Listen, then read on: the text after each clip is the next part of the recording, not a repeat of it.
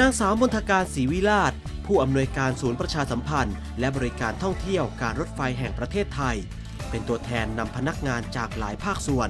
ร่วมเดินทางไปมอบน้ำใจจากพนักงานรถไฟแห่งประเทศไทยให้แก่ผู้ป่วยที่วัดพระบาทน้ำพุตำบลเขาสามยอดอำเภอเมืองจังหวัดลพบุรีท่ามกลางการต้อนรับอย่างอบอุ่นและสีหน้าที่เปี่ยมไปด้วยความหวังของผู้ติดเชื้อที่พักรักษาตัวอยู่ที่นี่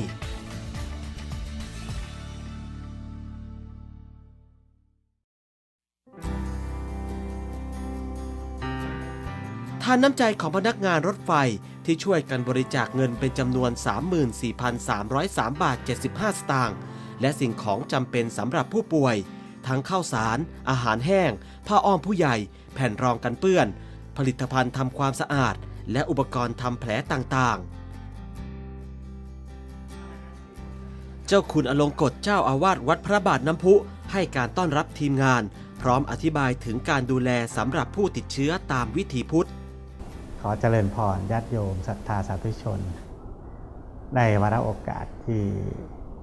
พวกเราชาวการรถไฟทั้งเจ้าหน้าที่ทั้งพนักงานและครอบครัวญาติมิตรทั้งหลายได้มารวมกันสร้างบุญกุศลที่วัดพระบาทน้ำพุในวันนี้ญาติโยมก็เปรียบเสมือนกับพลังเหมือนกับแขนขาของวัดถ้าหากว่าไม่มีญาติโยมไม่มีศรัทธาสาธุชนทั้งหลายมาช่วยกันวัดก็คงจะลำบากหรืออาจจะไม่สามารถที่จะ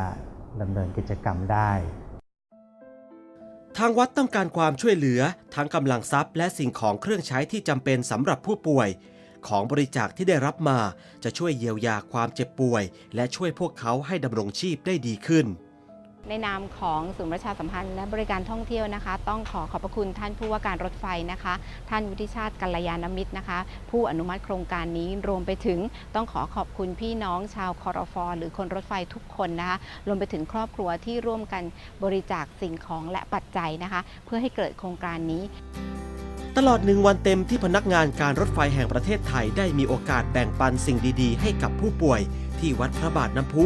ได้นำพาน้ำใจของพนักงานรถไฟทั่วประเทศมาพร้อมกับสิ่งของและเงินบริจาคที่จะช่วยเยียวยาความเจ็บป่วยและเพิ่มพลังใจให้พวกเขาเหล่านี้ได้ต่อสู้กับโรคร้ายต่อไป